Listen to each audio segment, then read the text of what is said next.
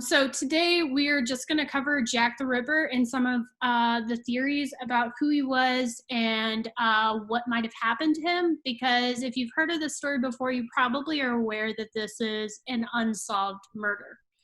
And as you both know, I love true crime and I especially love history. So we're going to start with some groundwork on who Jack the Ripper was targeting and the murders themselves. And then we're going to go into the theories and clues and all that jazz. And obviously this is probably one of the most well-known historical murder cases. There are so many books about this and so many articles, and everybody and their dog has an opinion on who might have been Jack the Ripper and what happened to him. There's a lot of theories that he might have gone to America.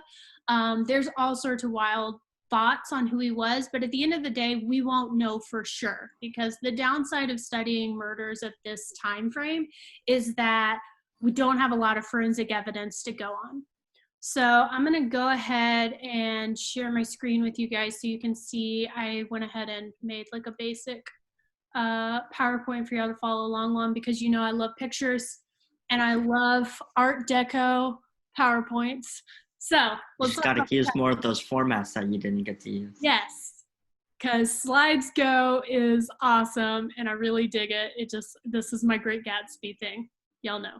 So basically, like I said, table of contents, we're going to go over the murders, then we'll go over the clues, and then we'll talk about the theories behind who we think is the Ripper. And then at the end of this session, you can decide who you think is the Ripper, because it doesn't really matter, because he already killed him. So no pressure whatsoever to get the answer right. He's long gone. He's gone. So the murders. Basically, in August 31st of 1888, the first of 5 bodies are found that are attributed to Jack the Ripper.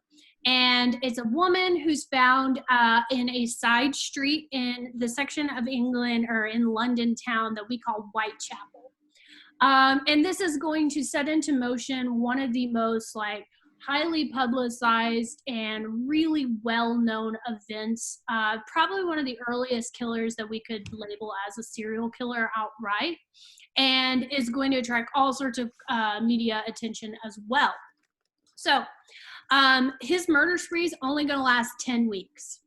So August 31st starts, and very quickly it becomes this huge sensation, because not only are bodies showing up, but it's one of the first times we have a killer theoretically interacting with the media.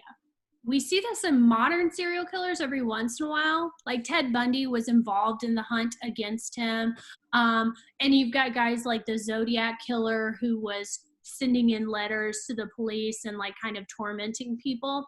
Possibly Jack the Ripper did that as well, but obviously it's very difficult for us to clarify if that actually happened. So we'll be looking at some of those letters. But the murders themselves are alarming enough that they attract attention.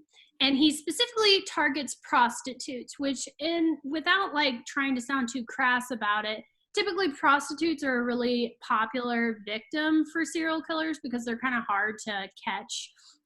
They move more often. They typically are not in areas where there's lots and lots of people. And prostitutes are usually from lower income areas, so they're not going to have nice, rich family members to fight for them, which is why it takes a little while for them to realize that Jack is continuing to kill. And then it becomes this whole sensation. So the suspects are going to range all the way from royalty, because the Prince of England, Prince Albert, who is considered to be a really kind of insane, deviant man, he gets accused of it because he was a well-known, he liked to visit prostitutes on his own times, to put it politely. And it was a well-known fact. So they were oh, Prince Albert killed him, and they're covering it up. So we had state level conspiracy theories that the people of England were genuinely concerned about. And then other people were could have just been a random weirdo, killed people.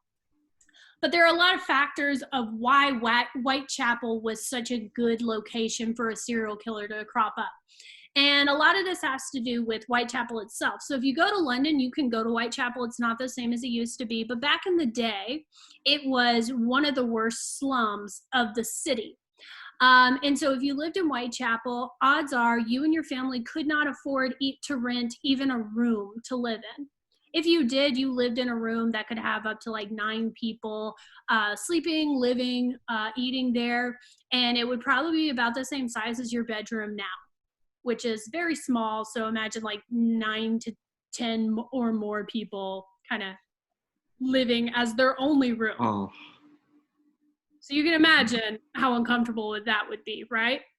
You've been in quarantine. You've been hanging out with your families probably more than you used to. Imagine all of you being trapped together in one room.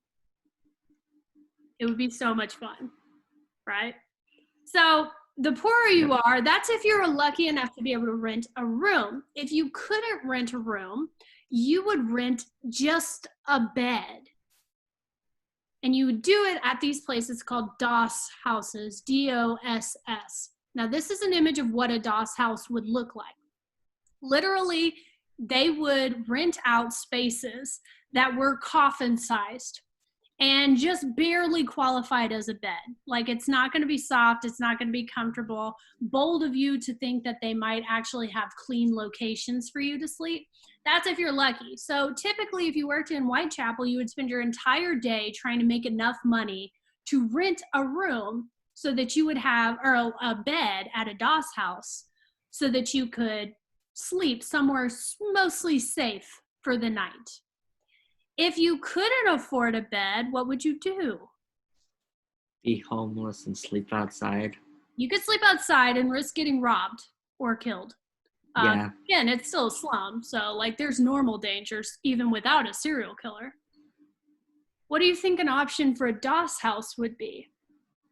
Like a workhouse or something? Well, a lot of these people were working in factories. This is post-industrial revolution. So they would work for factories for like an 18-hour shift and still not make enough hardly to afford a DOS house.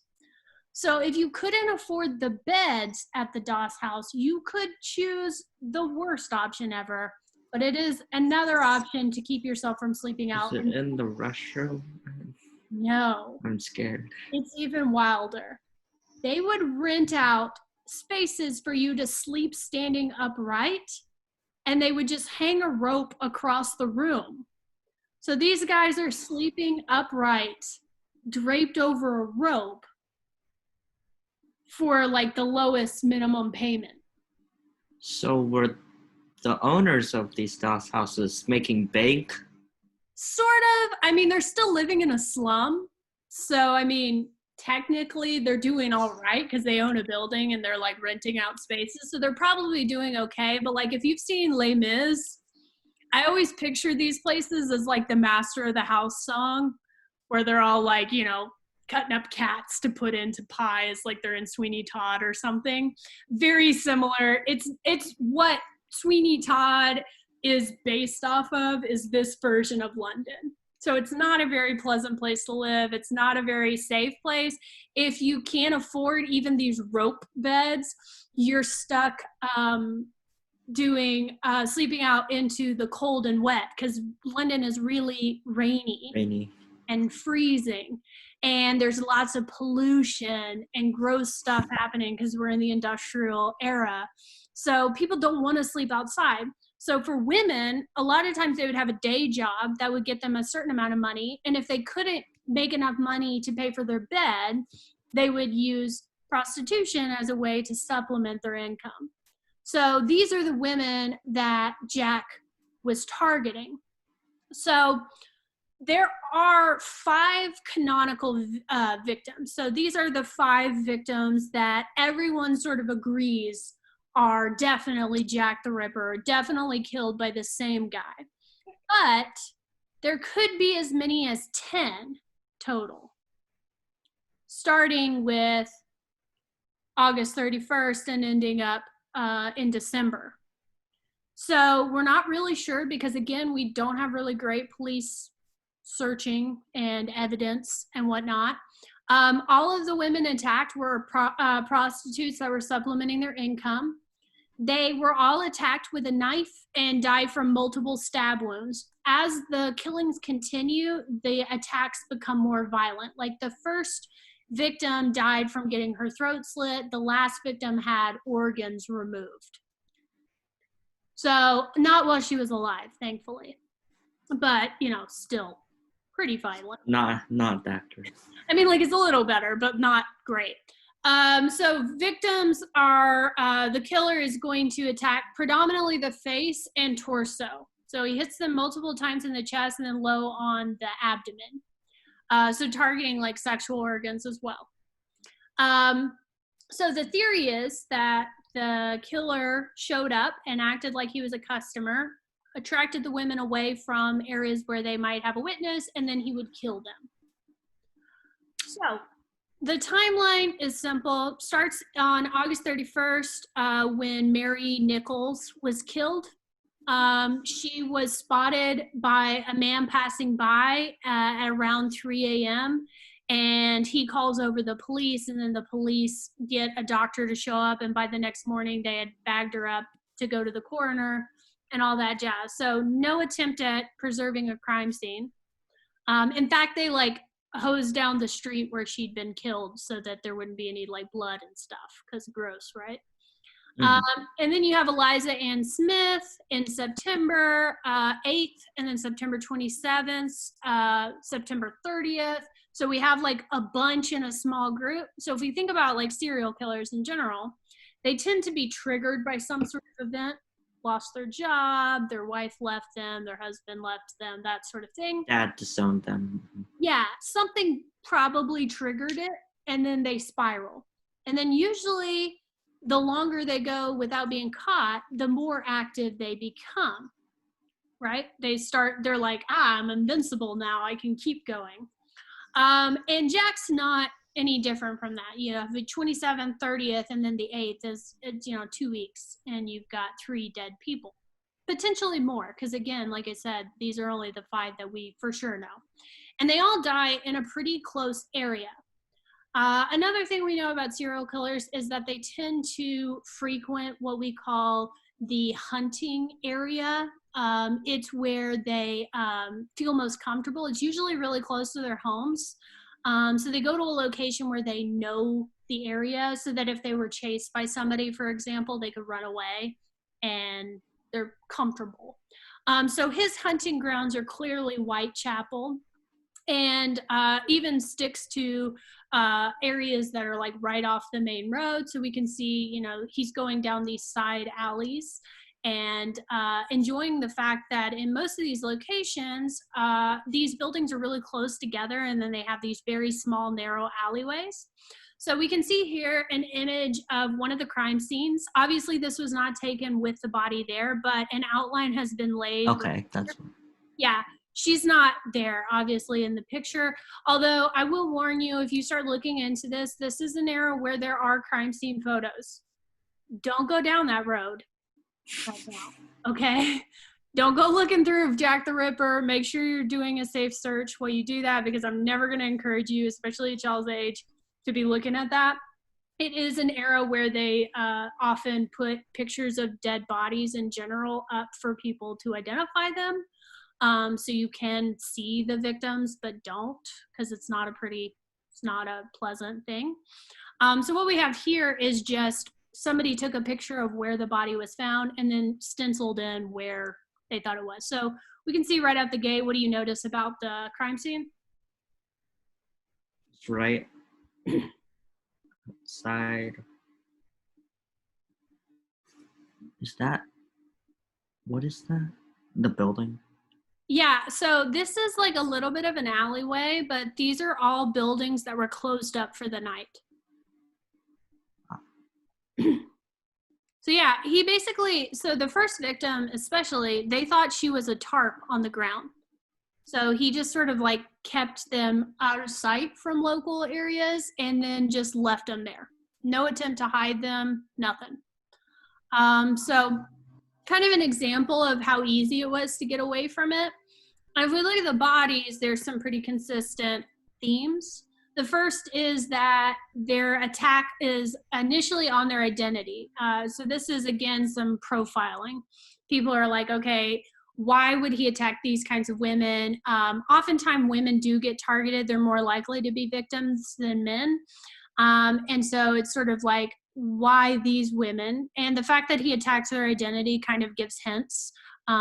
He's attacking prostitutes, and he tends to attack in a way that disfigures them long term. So even if they had survived, he's like slicing at their faces and stabbing repeatedly. We also have multiple stab wounds. Knives in general are a more violent attacking instrument. Multiple stab wounds implies what? He was really angry. Angry. Yeah, Right. insane. This isn't like a casual, this is not an impersonal attack. Like, he wasn't just like, walking down the street and just felt the urge to kill someone. Like, this is thought out in a way and like ramped up internally. So the attackers the victims died early on in the attack, and he would continue to attack. So again, more violence. And then later he's going to even start taking pieces from the bodies to, I guess, keep as keepsakes. We don't really know what he did with them. He could have moved them to another location. So again, a lot of question marks. But at the end of these 10 weeks, it stops. Just as quickly as Jack the Ripper shows up on the scene, he disappears. And we don't get any more communication from him. We don't get any more bodies. We don't even get copycat killers. So police are kind of like, without any more evidence, the goal is to catch him. A lot of times police are just waiting for them to make the mistake. And that's usually what catches most serial killers, is that they get cocky or they go a little too far, and some random happenstance lets them be caught. Jack doesn't have that happen. He disappears before anybody can really find evidence to use against him. So the theory is, what happened to Jack? Where'd he go? So some people are like, did he move to a new location and continue to murder people? Because like, you don't just murder at least 5 women and then just be like, I think I'll take up golfing. Anyway, who doesn't, right? So they're like, maybe he moved to a new location and started killing, so people start looking around for any kind of similar attacks. And obviously there's going to be attacks that are similar, but not at the length or the number as Jack the Ripper in one time. Or maybe something happened to him. So like, keep these theories in mind when we get into some of the suspects, okay? So here's the clues. I didn't enter a subtitle, apparently. So at the crime scenes, like I said, we're not going to get a lot because none of the police officers actually keep the crime scenes closed. At this time, remember, this is very early on in forensics. So the bodies are removed immediately. Sometimes they take pictures once they know that there's like a killer out on the streets. They start taking pictures of where the body was, what the body looked like, that sort of thing. But again, it's not like what we see in CSI where they're pulling up a fiber and, throwing it through like a mass spectrometer. It's just not happening. It's kind of like the John Mulaney joke where they're like, officer, there's a bloody footsteps leading in that direction next to a pool of blood. And the officer's just like, gross, somebody mop that up. Kind of that. Maybe not that explicit, but it's a funny image to have. So Jack is also traveling in an area that's really well traveled. There's lots of people who go through here. So you're not going to be able to find like footprints in the rain, and you're not going to be able to like, a man's hat was found nearby. Like, there could be millions of dudes who could have been through that area and you'd never be able to track them down. So aside from the photography, we're basically working off of very limited resources. So if you can't use forensics, what can you base your crime case on? Witness testimonies. Witnesses. That is right. As soon as Jack the Ripper becomes popular in the media, very quickly witnesses start showing up. So once they even get a title for him as the Ripper, people start coming out of the woodwork in Whitechapel. Because remember, Whitechapel is an incredibly poor slum. And if you can suddenly start selling your story about this one random dude you saw walking near Mary Nichols before she was killed for money, you're going to start doing that. So like all of these women's neighborhoods and people who knew them start selling stories that can be like as simple as, you know, she walked out the door and she was like, I just wish I had time to say my prayers, which is sweet, but probably not an accurate statement of what, you know, these victims were saying on their way out. Or that, you know, she said, oh, I have a bad feeling about tonight, or that they saw her with some man, because again, they're prostitutes. So seeing them with a man is not even something to go on, frankly. So they play up the drama for cash, and very quickly we get urban legends about who the Ripper was. Prostitutes that worked in the area start telling these stories about really violent men who threatened them with all sorts of stuff. Yeah. Who, how do you get the name the Ripper? Did the police name, like? So the media give him the name. Okay. At first he's called Leather Apron, and then he's called the Whitechapel Murderer, and then he's called Whitechapel Jack, and then he becomes Jack the Ripper, because in one of the letters he says he's going to rip apart his victims. So it kind of snowballs over time.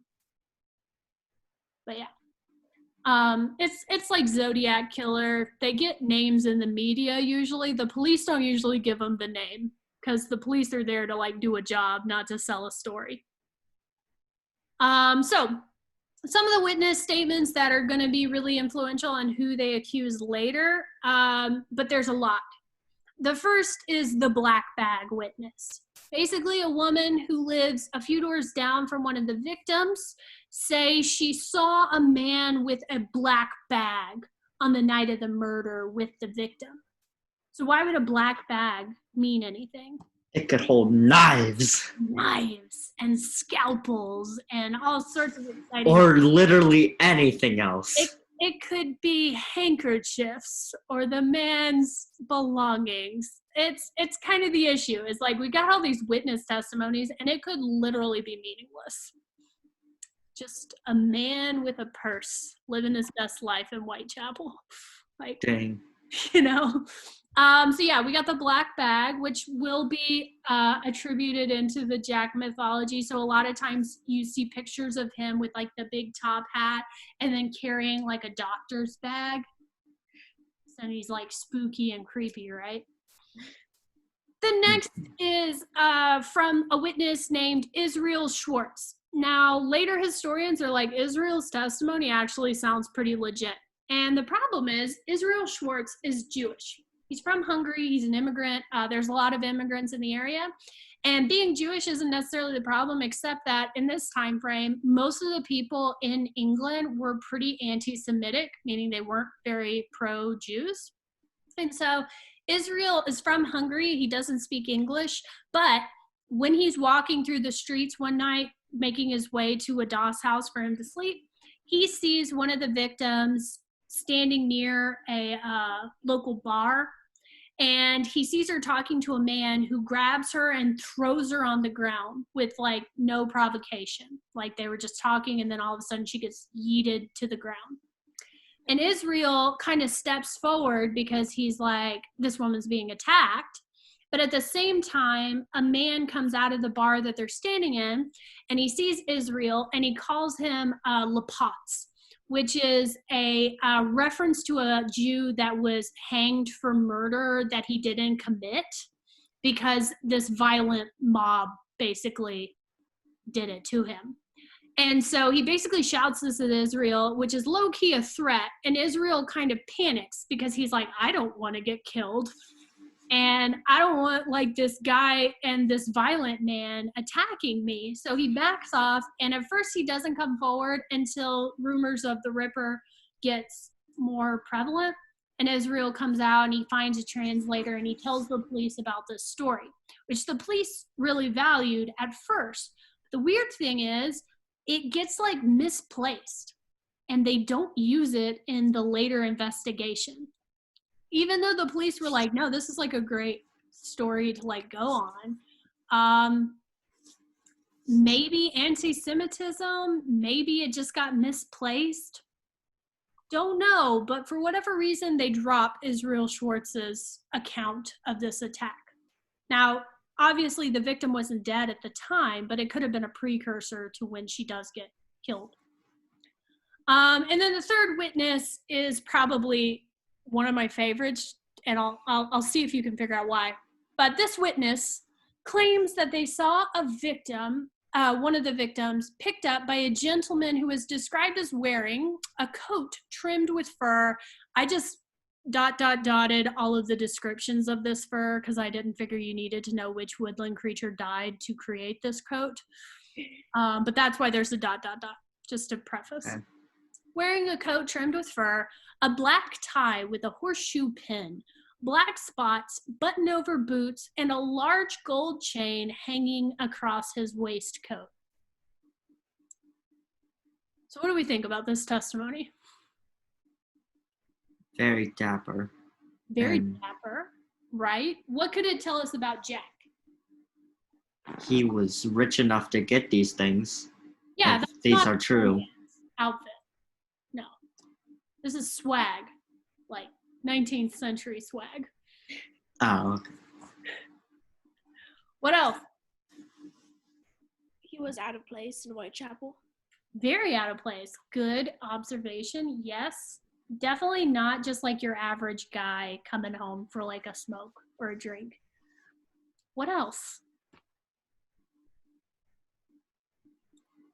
Do you find it a little strange how much detail there is in this witness testimony?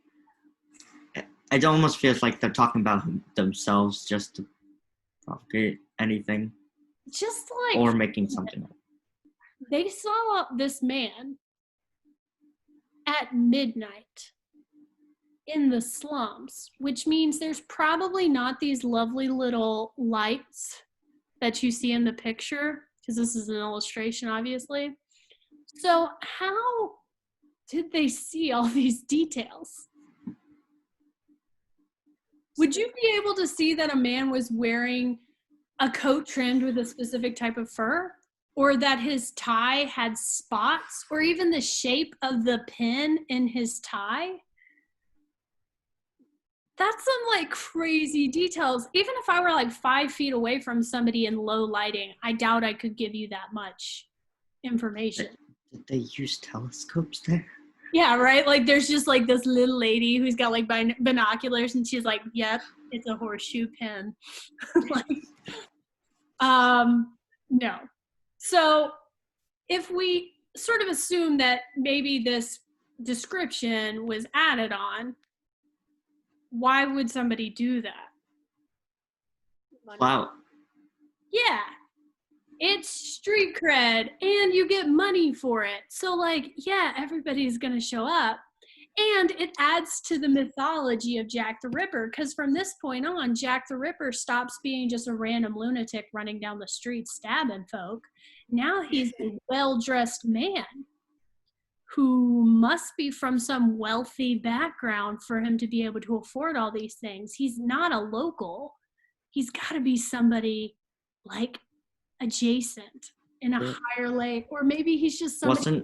Wasn't his pattern of killing in the area, wouldn't that make it so where he did live there? That's what some people think. Now, recently, interestingly enough, and I don't know how they came to this conclusion, just to some asterisk to this. There was a research group that came to the conclusion that Jack the Ripper lived in a street that was, let me see if I have it on this map. Oh no. So 2 blocks over from where Whitechapel murders happen, they claim that that is the location where Jack the Ripper was actually from. It's like the Flower Street. And you can go there. It's not a super far walk. This is on the other side of the Tower of London Bridge, if you're interested. But they claim, based off his hunting patterns that he might have been local enough to know the neighborhood, but not local enough to actually live there, which would have, in their defense, would have made it easier to identify him, right? If you were like, yeah, I just saw Joe walk in the direction where Marietto's was right before she got stabbed. Weird. And then they're like, I saw him with Elizabeth the other day right before she got stabbed.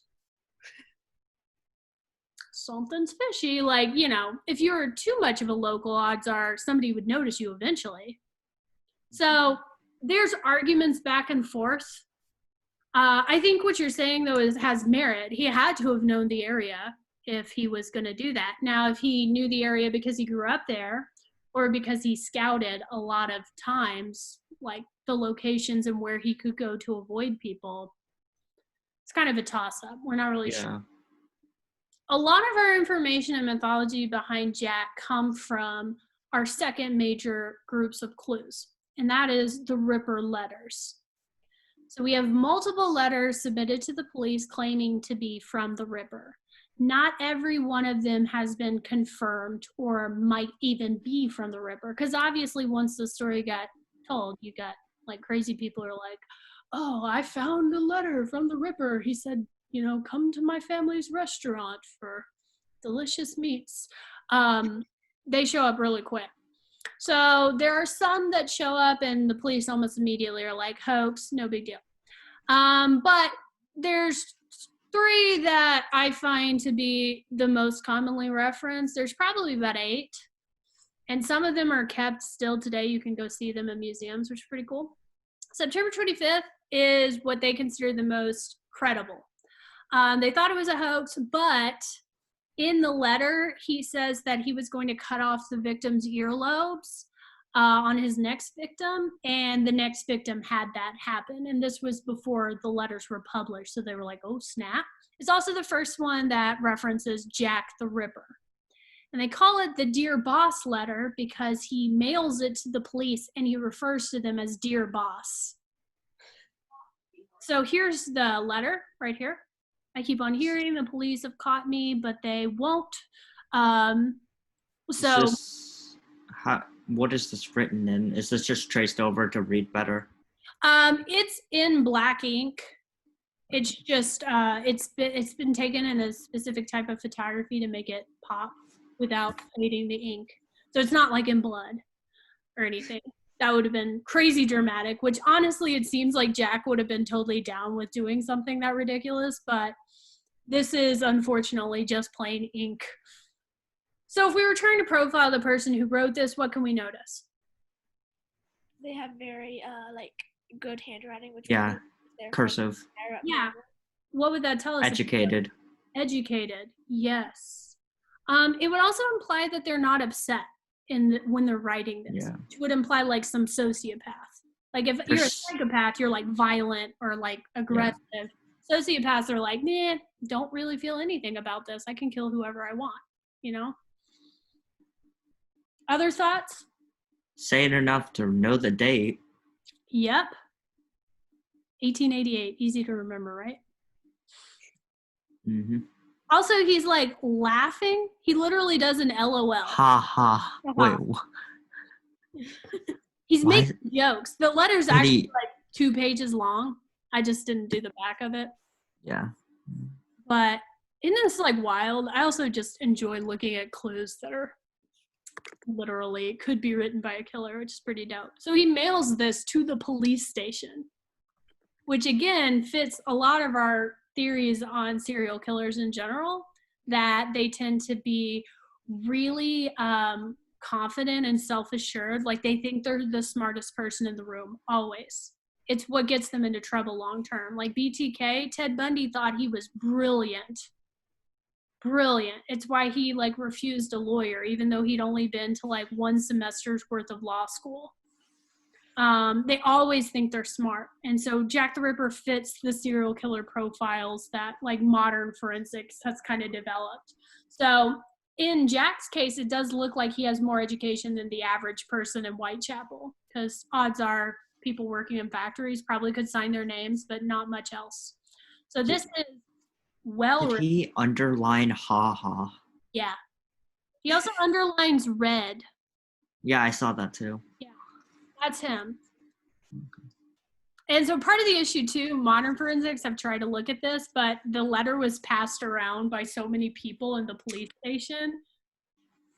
There's like nothing for It's anybody. all the police. Yeah, they're like, hey man, look at this. And they just like shoot it over in like a paper airplane to like the other guy. And they're like, I think this might be evidence. Wild, like weird. So yeah, it's not the only Ripper letter. So go from that to our next clue.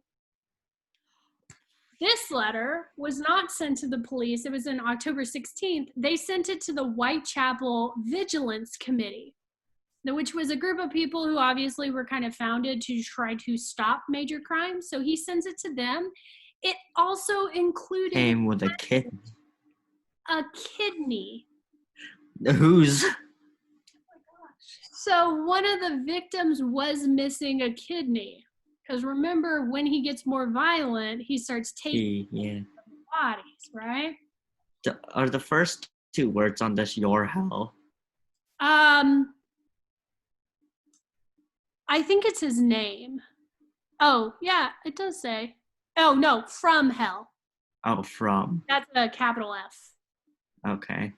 Yeah, so he's saying from hell. And these letters get a lot more dramatic because the from hell letters become pretty popular. Because, like, the implication is that he's like the devil. He's like a demon, which could be more of his, like, sociopath tendencies showing up, where he's like, ha ha ha, I'm like this violent, ethereal creature, no one can stop me. Or it could be that, like, he's starting to lose. Because, like, look at the difference between the writing. Yeah, wait, when was this one sent? Oh, yeah, September 25th. This is October 16th. So, yeah. A lot has changed. A lot more erratic. Yeah, there's more splotches on this one. Like, it's been dripped on, whereas the other one is pretty clean. There's less, like, the writing itself has gone pretty significantly down. Which, you know, we could say maybe he's having a psychotic break, which might have been the trigger. Yeah. Does he write jokes in this? He does. Oh, okay. I can't tell. Yeah, it's hard to read in this one. Jack is like a big fan of mocking people. Again, serial killers dig that. And then the other one, here's another September one. This one says, Dear Boss, so now they say I am a Yid, which is another word for a Jew. Women learn, dear old boss, you and me know the truth, don't we? Lust can look forever, he'll never find me, but I'm right under his nose all the time. I watch them looking for me and it gives me fits. Haha, I love my work and I shan't stop until I get buckled. And even then, watch out for your old pal Jackie. Catch me if you can, Jack the Ripper. Sorry about the blood, still messy from the last one. What a pretty necklace I gave her. As he cut her. Slit her throat. Okay. What is with these typos? Yeah, so again, to be fair to Jack, our version of spelling is like a modern thing. Basically, they came out and they were like, hey, guess what? We're going to spell things like this. And instead of spelling right, like R-I-T-E, we're going to flex a little bit. G-H. R-I-G-H-T, because why not? Let's confuse people. America.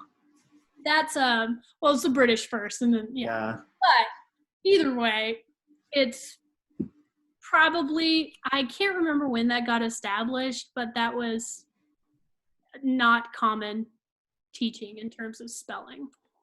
So again, different style of writing. It's a little more similar to the October one we just looked at. Much more aggressive. Catch me if you can. Kind of a playful relationship he now has with the police, right? Like, seducing the police and then catching him.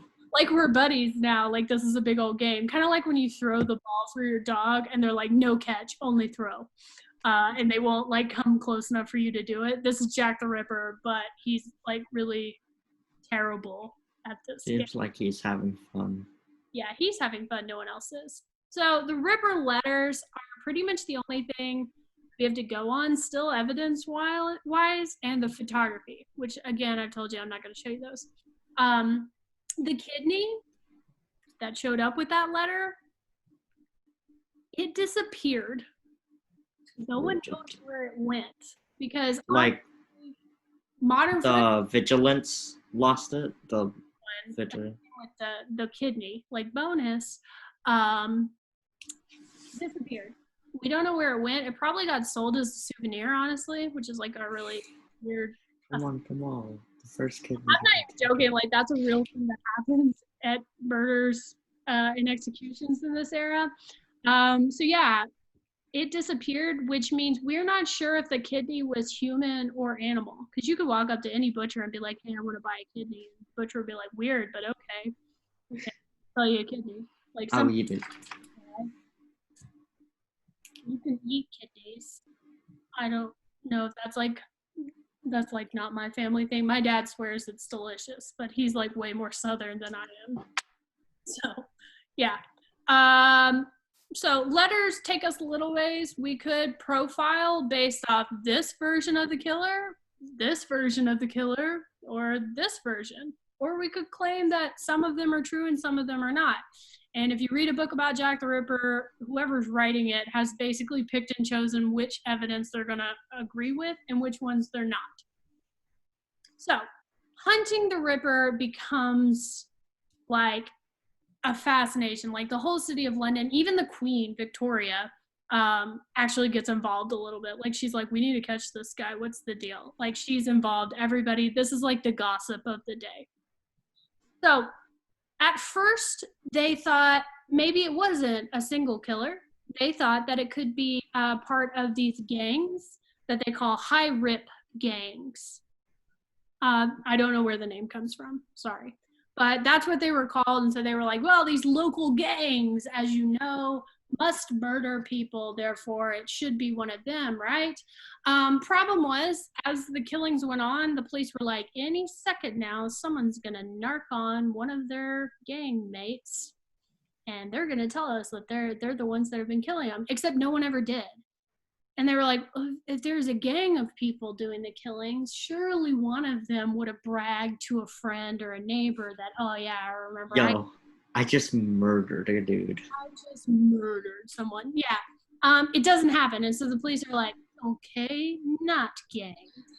So it shifts from being like groups of killers to the lone killer. So the longer it goes unsolved, the more this lone killer theory becomes more popular and gets more and more crazy. So the basic profile that we have, and police in that era had, was that Jack was probably male, because frankly at this stage in history, and even today, women weren't considered likely or capable of the level of violence shown in these sorts of murders. We only have a couple of female serial killers. The theory could be that women are less inclined to violence in the method of serial killers, because usually female serial killers have a different style compared to males. They're a little bit, they plan out longer. The other problem is that female serial killers usually don't get caught until like way late. Like they planned it. But in this day and age, they're still like, women are just at home and they're just having a good time and they're just making babies and they're not bothering anybody. So it's got to be a male, because like no ladies. Obviously. Yeah. So men are more likely in this era to be accused of violent crimes, especially on other women. So, based off the letters, like we talked about, they assume that he must be well educated because he can write, and he writes well. He also references in the letters that he's keeping up with the newspapers, which implies that he knows how to read and is keeping up with the story as well as like from like gossip and just chatting with people. So, well educated. They also think that he might have had medical training. Or he was a butcher, because the attacks are typically follow the same pattern: face, torso, lower stomach. And he targets specific organs. And then there's also the organs that were missing on some of them.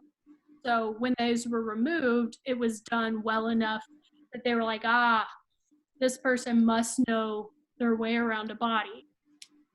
So that could, In one way or another. yeah, I guess. So they think, he must be like a doctor who's like violent doctor, because that's a fun story. And then, or he could be a butcher, because butchers also know how to like take stuff out of people and things. And then again, the debate over whether or not he's local, because he knew where to take the ladies so that they wouldn't be found initially. He knew how to avoid being seen going to and from the crime scene, that sort of thing. So the first suspect and the first name that Jack the Ripper goes by is Leather Apron. And also, this is the most upsetting political cartoon ever. I hate the image of this person's face. It looks like a Scooby-Doo victim, but at the same time, if this came into my room, my soul would just like leave my body. So, like, to preface, this is a political cartoon. This is not a literal vision. It also says crime on his forehead. Crime. Like choice. So damaged. Right. The nemesis of neglect. So the first person, they go around and they're like, all right, people who knew the victims and other prostitutes in the area, they're like, do you know anybody who you think might have done this crime? Do you have any violent people that you hang out with? And the prostitutes are like, totally do. There's this guy named that we called Leather Apron. And they were like, really, why? And he's like, that he wears a leather apron. Oh my God. They know. So, but here's where Leather Apron stops being cool. Basically, he would show up to where the prostitutes were like hanging around, and he would threaten to rip them apart with the knife that he carried with him if they didn't hand over their money. And so the prostitutes were like, this guy is real crazy. And so the police were like, that sounds alarming, and it matches our descriptions, right? Male. He could be a butcher because he's wearing a leather apron. That's what butchers wear, right? Don't know about education, but some sort of violence, doesn't like women. This fits like a lot of our goals for him. September 10th, they arrest a guy who matches the description and confirms that he is Leather Apron. And he's like, yeah, I like to threaten prostitutes, but I actually have an alibi for the crimes on the nights of the crimes. And I've never like been there. I like threatening women, but you know. I threaten women, but I don't kill them. That would be too far. So I just threatened him with a knife, officer. It's totally fine. So Leather Apron shows up and then disappears as a list of suspects. So they kind of dismiss him. The next is a guy named Montague John Druitt. So Druitt was the favorite of the head of police. And it's because Druitt hits a lot of the highlights for it. He was in medical school until November when he suddenly got expelled. And he was from a pretty good family, so he was about to have to go home to his parents and be like, I got kicked out of school. What was the reason? They didn't say. Okay. So there was like a lot of like media skepticism where they were like, yeah, they found him over a dead body of one of the cadavers that they used for training. And it's like, there was never any stories about why he got expelled. And once the like name becomes known, people are like, oh yeah, I remember Druitt. Definitely a little bit crazy. Unsound mind is the polite way to say that. And then the family was like, I knew it all along. I knew it. I knew my son was a murderer. Yeah, like they out him real quick. But the reason why Druitt first becomes a suspect is because he dies. Druitt, after being expelled from the school in December, commits suicide, which is really sad because they identify his body. And then the cops are like, well, Jack the Ripper stopped killing about the same time as Druitt died. And then it was like a whole lot of circumstantial evidence. First of all, he doesn't match the descriptions of like Jack. He was the wrong age. He was only like 31, and Jack the Ripper was estimated to be in like his 40s or 50s. He really only showed up on the radar when he died. But facts, he does commit suicide right after the Ripper killings stop. How did they know his age? Well, so Jack the Ripper, based off like physical descriptions, they were kind of like guesstimating. Kind of like, you know, if you're like robbed, they'll be like, describe your killer or attacker. Not your killer. Hopefully you're not a ghost. But your attacker, and you'll be like, ah, yes, Caucasian male, 25-ish. Like, you know, you give an estimate. So like the witnesses were like, oh yeah, he was 43. I've seen it. Every single one of them. Yeah, exactly. Yeah, it's just they all kind of hit the same age range. So police were like, okay, 40s-ish. And at first they reported that Druitt was 41. And then his family was like, yeah, take about 10 off the top there, Squirrely Dan. He's 31. Like, no. So poor Druitt is still on the list of suspects. He's dead. Obviously, they're all dead. But it was his name was tossed around a lot. So he got kind of like drugged through the muck. Now, next guy, you can also watch a documentary about on Netflix. Such a big stash. It's a big stash. This is George Chapman. Now, George Chapman fits a lot of the profile because he also had surgical training. He was like a doctor. He also operated a clinic, or he was like a traveling doctor. They go from house to house, whenever. Operated a clinic in Whitechapel. And Chapman leaves to go to America about the same time as the Jack the Ripper killings stop. What's most interesting about Chapman is what happens when he comes back to London, because Chapman is caught, arrested, and tried for poisoning 3 of his wives. 3 out of how many? 3 of 3? Okay. It's pretty solid odds, honestly. He basically laces their like food and drink with arsenic and rat poison, and then they slowly deteriorate and die. He was called the Whitechapel Poisoner. So you have the Whitechapel Ripper, and then you have the Poisoner showing up. And so after his execution, because he gets tried and killed on April 7th, I think of 1890, George Chapman, like they figure out, like at first he basically gets caught because his first wife died from like childbirth. His last wife, who was being poisoned, her mom is like, my daughter was like a healthy person until she marries this guy. He's supposed to be taking care of her. He's not. She's getting sicker and sicker. And then another doctor gets called in to look at her, and he's like, ma'am, your daughter is like flat out poisoned. And he's like, she's really sick. She's sick. And she ends up dying, unfortunately, because she'd been poisoned over the course of several like months, maybe as much as a year. And then they dig up his previous wives, and all of them had arsenic poisoning. So they're like, he's clearly a killer. He probably would have kept killing if he could. He was like kind of addicted to being in control and power. And so he liked keeping his wives weak and reliant on him. But that's very different from luring a woman out in the night and then stabbing her repeatedly. Especially prostitutes. Yeah, it's a totally different vibe of killing. Like, not saying he's not a serial killer, but he's a different serial killer. Kind of serial killing, I guess. It's definitely a different style at the very Poison and stabbing don't mix. They're not Trust me.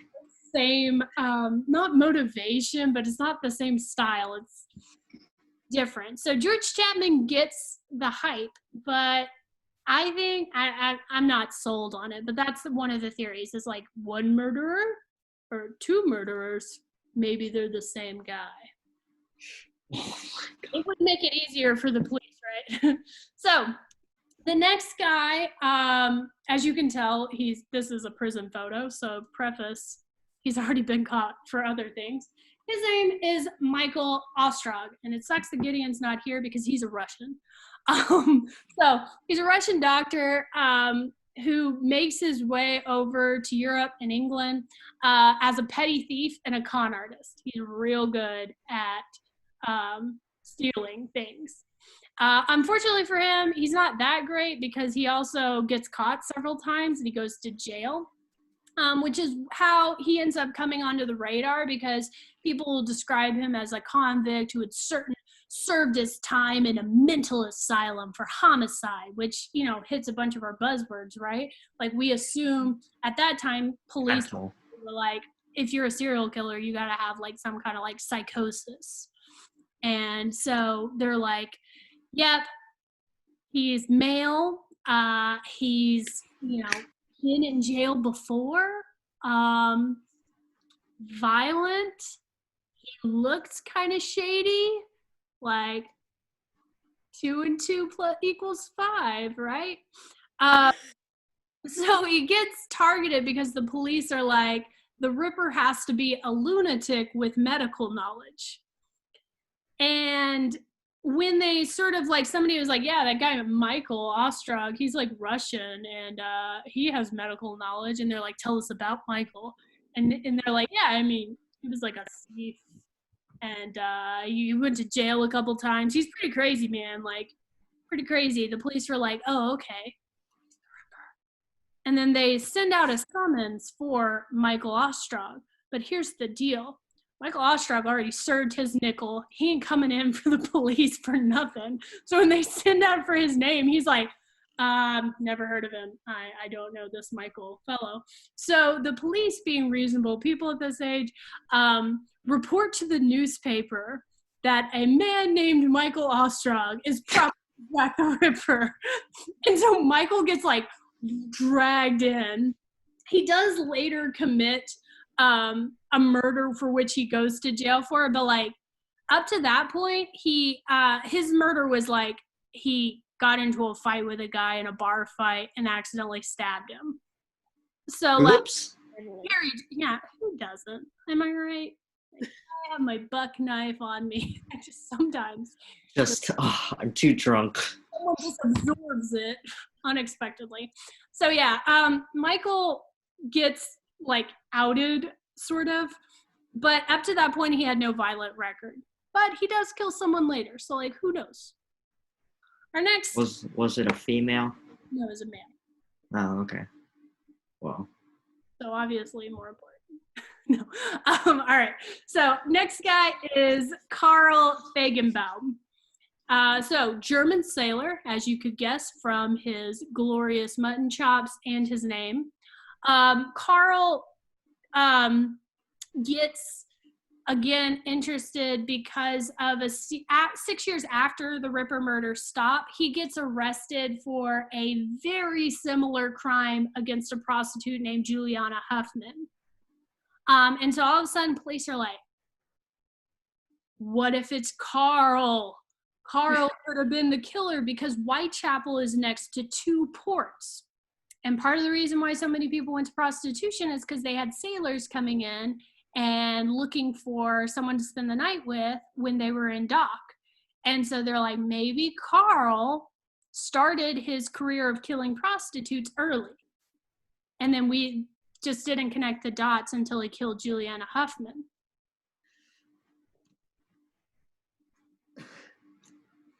So my last one is my favorite, mostly because she's terrifying looking.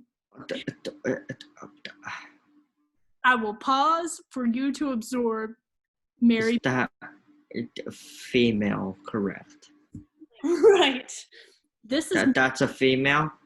That is, in fact, okay. yes. Whatever you say. Horrifying. Look into her eyes. No, I'm good. Deep into her eyes. I'll look at the nose. I've been like, no, I don't. If you came up to me and were like, do you think this woman's a murderer? I was like, Definitely. I did. Adlin, did you just take a screenshot? So Mary Pearcey is a midwife. So just imagine that. You're in like labor, you're about to have a baby, you're in a lot of pain, and this woman walks in the room. I'll send that to my friends later. So Mary Pearcey is a midwife. So again, hitting off of our like 4 things we think Jack the Ripper has. What's one of them? Medical training. Medical training. She's a midwife. So yeah, she's a midwife, which is also interesting because she could walk through the streets with bloodied clothes and no one would think twice about it because she's a midwife. Births do be bloody. And this is a wild thing I only found out just now. Apparently midwives in this day were trained how to subdue women. So like if you're That's a skill. I had to tell my husband about this legitimately, and he was like, so apparently in labor, sometimes people react to pain crazy, like you yell at people and stuff. And so the midwife is trained to subdue a woman by grabbing her behind her neck and straight up putting her in a sleeper hold and just be like, shh, shh, go to sleep, go to sleep, go to sleep. And then like you can just keep giving birth because your body will like continue to have contractions even if you're unconscious. So they would do that instead of pain medicine. So yeah, she's a midwife who knows how to like sleeper cell hold a woman and can walk around with bloody clothes. So like very suspicious to me, but she doesn't come under suspicion in the day, just to preface. It also explains this one weird witness testimony we get. The third victim is seen after her death. Like they had the time of death at like 2 a.m. And she was seen like at midnight before she was killed. And then somebody claims to have seen her the next morning at about 5 a.m. And everybody was like, this is weird. That witness must have been wrong. But here's the tea. Mary Pearcey was found in possession of an outfit that was almost identical. Was it snazzy? As in, she might have stolen the victim's clothing from her bag, not the one she was killed in, and then wore it later. And then somebody was like, oh yeah, that's Mary Edo's dress. I recognize it. That must be Mary. And it's not. It's Mary Pearcey, this crazy looking lady. This bad ass here. So the Mary Pearcey theory, the reason why we look at Mary Pearcey and not just like every midwife is because she gets caught for murder. Mary Pearcey was a well-known like chaser of men. She loved a lot of men. She had a big heart. She had a tendency to like have multiple like guys that she was interested in. So one particular guy she wanted to marry, and she started having a relationship with him out of wedlock. Decided to marry her best friend Phoebe instead. And those of you who are like, ooh, friends. So Mary Pearcey's buddy Phoebe and her continue to have a relationship with this guy, even though the guy is married to Phoebe, and Phoebe gets pregnant and has a baby. And at first it seemed like, maybe Mary is like a very open-minded individual and she's fine with having her guy and sharing him, and like, this is a weird thing, but okay. But in December of 1890, her buddy Phoebe has had the baby and was walking up and down the street. She was seen pushing him in a baby stroller. And then the next day, Phoebe is found with the body of the infant and had been hacked almost to pieces to the point where Phoebe's head was almost completely cut off. And when they went to Mary and they were like, Mary, what do you think happened to Phoebe? Mary says, quote, "I was having a problem with the mice. And What do you think happened? Mice. And she began to sing in a childish voice, killing the mice, and continued to sing it the whole time they dragged her out of her house. Oh, this makes her creepier.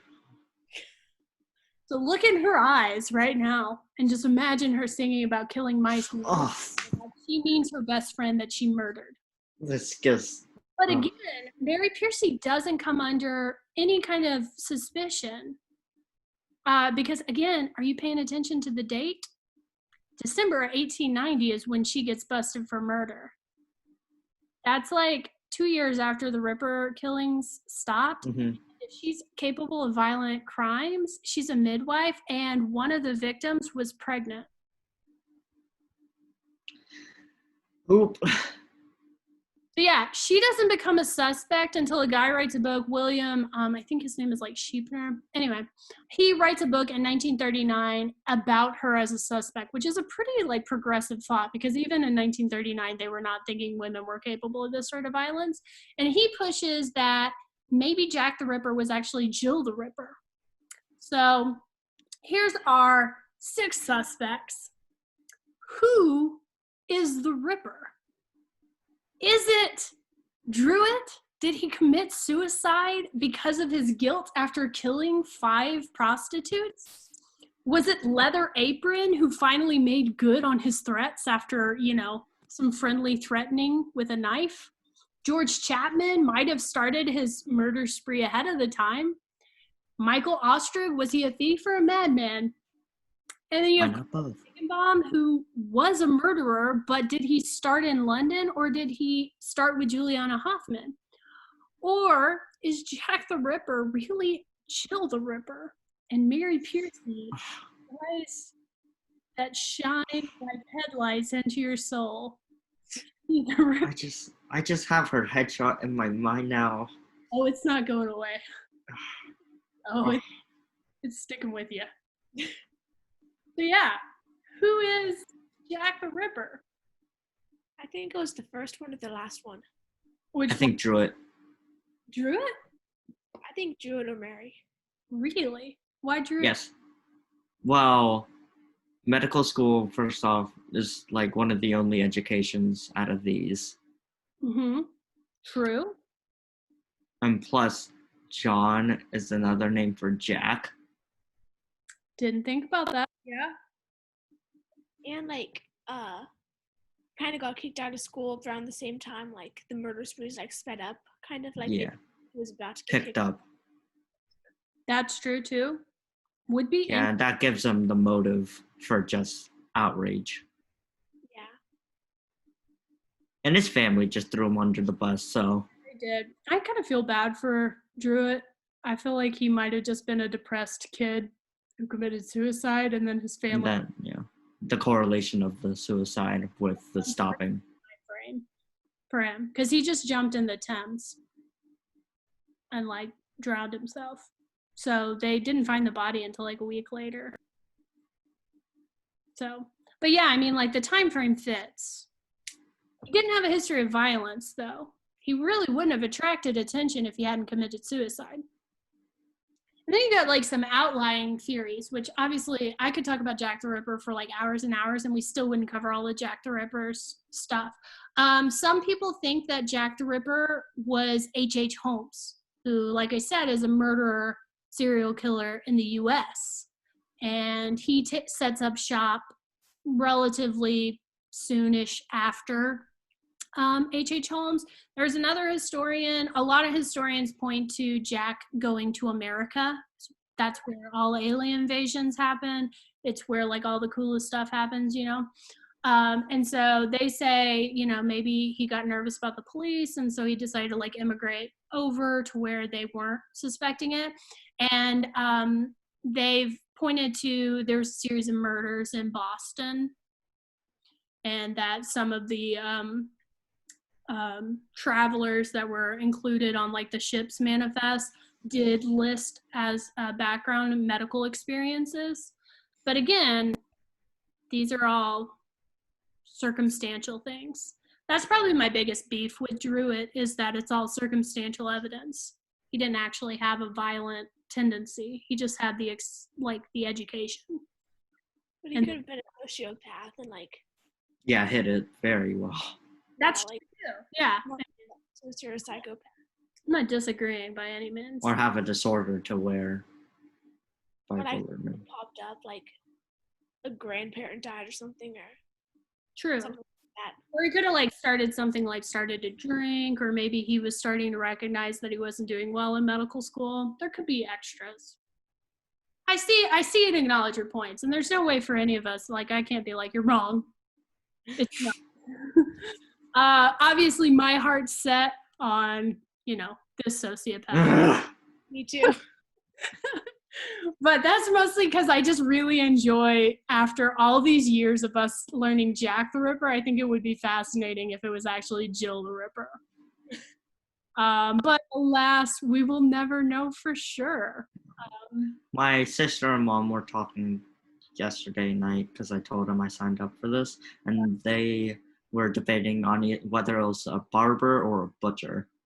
Well, that's the other thing too, is at this time, if you were a surgeon, they called you a barber. Where we have barber poles that are like those.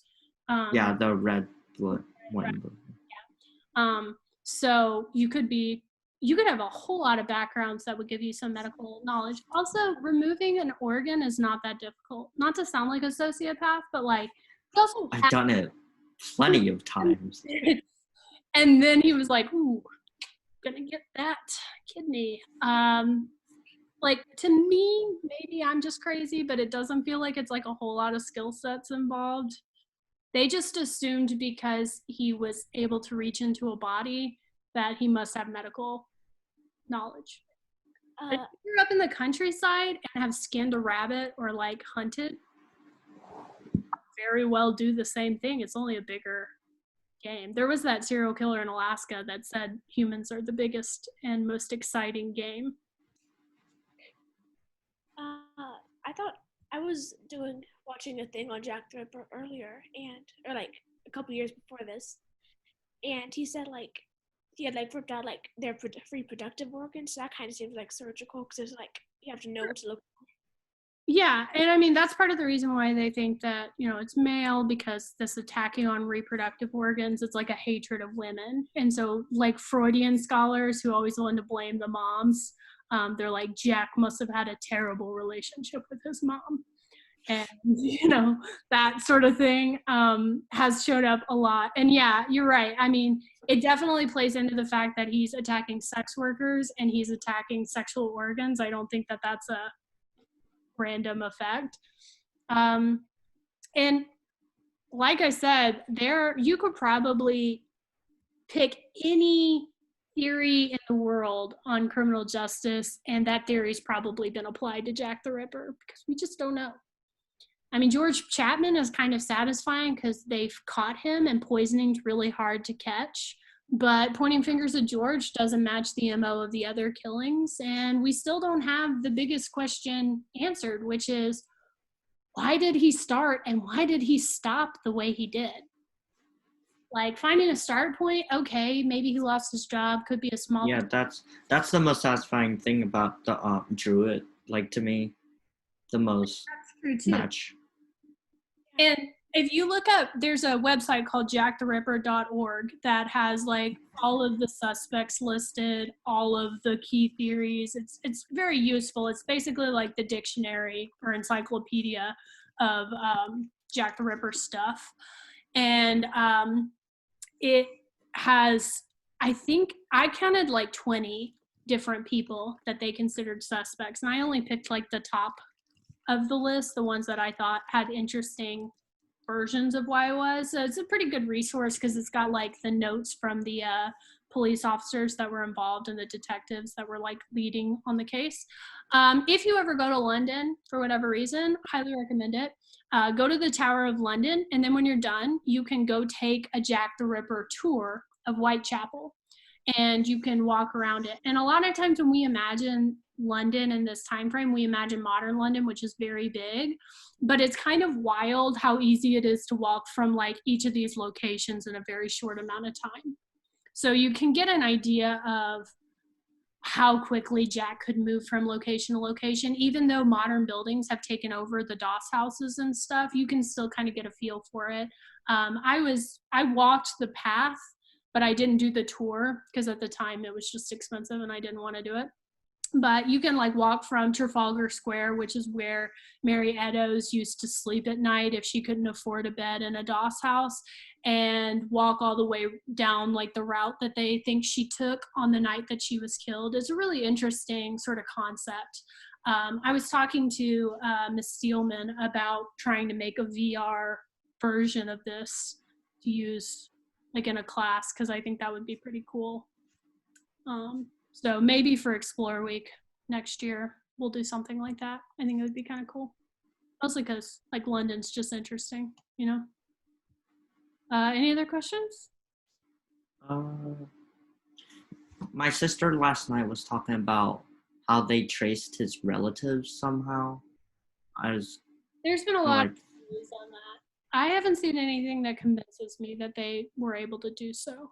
But recently, police have been using Ancestry.com to catch killers by running trace DNA evidence into Ancestry DNA, and we're able to find like the Golden State Killer using that, which is pretty wild because that was like an unsolved murder for a long time. With Jack, they've tried. I've not seen enough to prove any kind of detail or like definably say it. But if it's like a new thing your sister has come across, maybe I haven't seen it yet. Any other thoughts, questions? So we agree Jack the Ripper, a little bit crazy. Can't confirm he's male. I will argue to my dying day that women are just as violent as men. I'm for equality, but yeah, like I just think they're a different kind of violent. But I think Mary Pearcey is my favorite. Y'all can hang out with Druitt. Mary Pearcey is like going to come into your dreams at night. Like, she's a different kind of crazy. Like, out of all of them, I'm like, Mary Pearcey is the one person I wouldn't want to get into like a dark alley with. That's why I think she's checked. Just her smile behind me. Oh, no. Someone like singing in a childish voice about like killing mice. She gets tracked to the police station. Oh man, they have so many nursery rhymes about Jack the Ripper. They're not appropriate rhymes, but they're terrible. Like kids used to sing these things, kind of like Ring Around the Rosie is about the Black Death. Yeah. And we don't remember it anymore because, you know, we're not dying of the bubonic plague, but pretty dope. Mary Pearcey made up her own song to sing. And what a time to be alive. But I will let y'all get back to it. Thanks for hanging out with me. If you're interested in doing another one of these, let me know what topics you're interested in and maybe we can set something up. Maybe we can entice more than 2 people to hang out, even though I have... I'm okay with any true crime. This is fun. All right, cool. Well, I'll try to find something cool. Maybe I'll pick one that you haven't heard of before. I've been picking a lot of unsolved murders, like the ones we did for Lunch and Learn. So maybe I'll pick one and I'll see if you can guess the correct murderer. Or would you rather have unsolved? Either one's fun. I think they're both fun. Okay. Well, I just like thinking. Yeah, thinking's good. So I hope you enjoyed it. I had fun. Thanks for hanging out with me and joining in my nightmare of Mary Pearcey. Jack the Ripper. But thankfully, they're all dead. Sorry about that. But yeah, I'll try to see if I can find some fun unsolved murders for y'all to get a piece of next time. But I guess I'll see you next time, you guys. Stay safe. Be well.